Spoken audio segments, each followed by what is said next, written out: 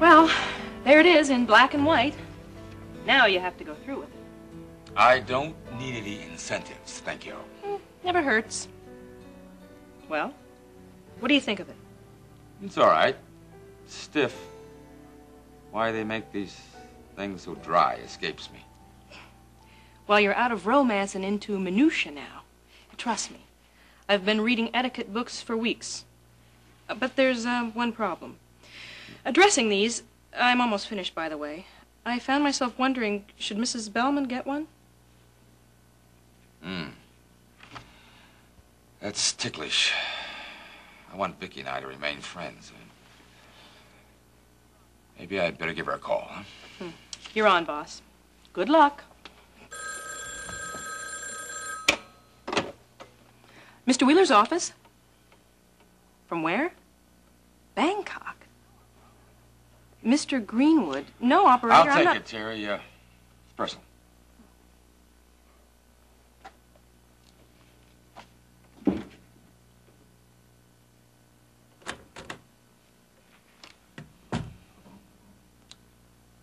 Hello, Alan. Good. Glad to hear from you. All right. What do you know about Elliot Carrington? I see. So that's the rumor. No wonder Carrington. All right, Alan, check it out for me, huh? Track down the man that you heard as a witness. Now, just find him. No, don't approach him. I don't want you to tell a soul. Don't do anything until you hear from me. All right? Thanks.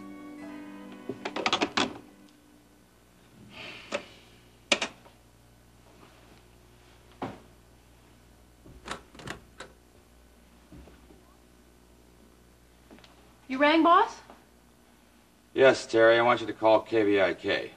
I want you to tell Elliot Carrington that I want him here right away. Sounds more like a command than a request. Tell him that I want to discuss his past and his future. He'll be here.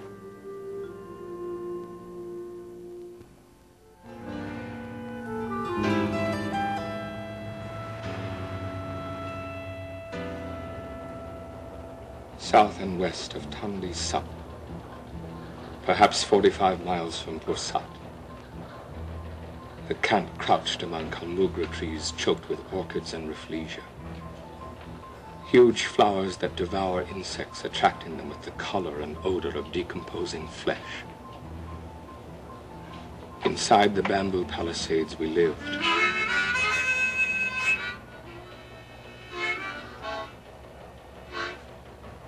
Some of us caged, some of us shriveled with fevers, all of us dying by inches. There was no hope of escape. And the men talk of home as people talk of childhood. Something idyllic and forever lost.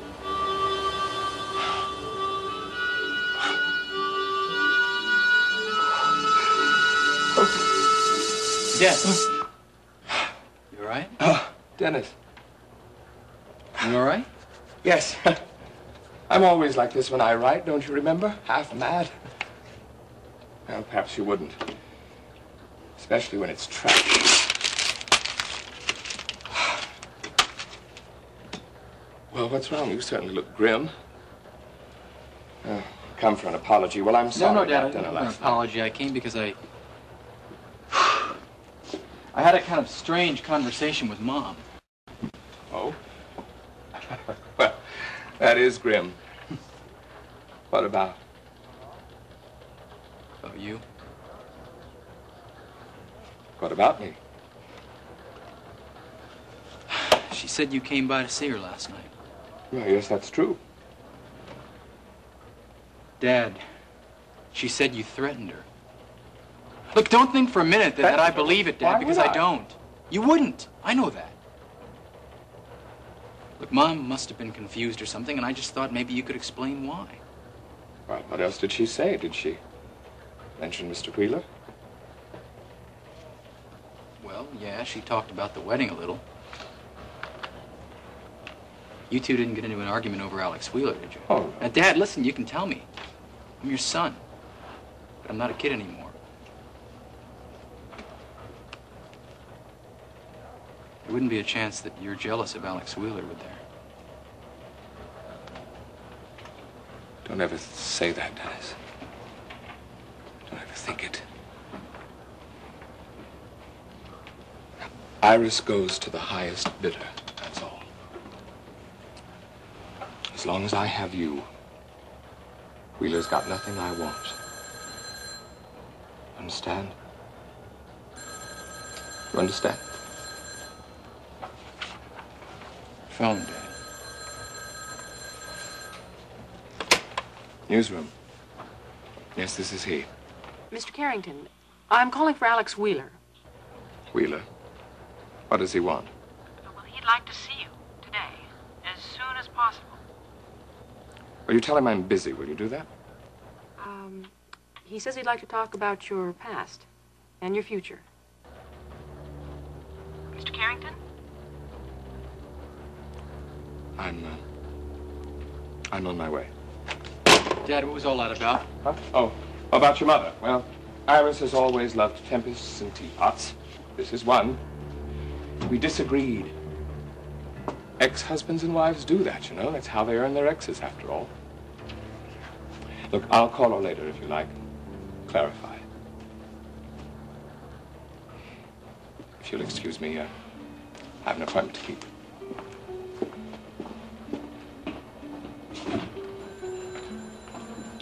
With Alex Wheeler?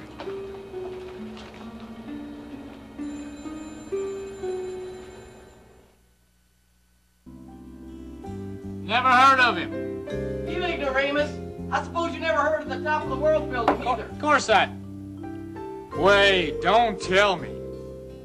Al Wheeler?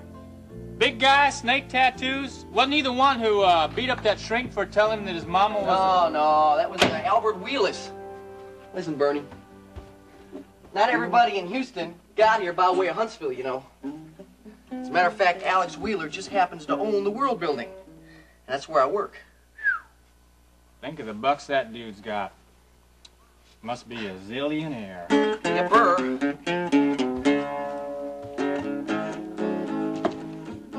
He's your boss, huh?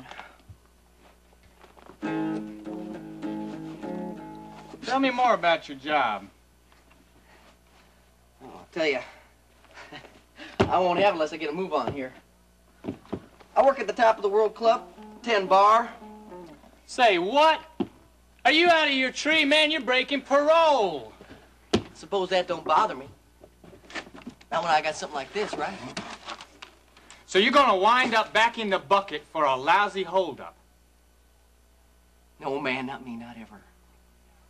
I ain't like you, checking in and out of that calaboose like it was a hotel. Huntsville Arms, hot and cold running guards. Welcome, Monsieur. You get out. At least when I go in, it's for something decent, not no damn stick up in a corner grocery. Give me credit for some brains, huh? It ain't nothing but a quick scheme, you know. That's all it is. And I mean to get me a promotion out of this deal. Just you wait and see. See you, Bernie.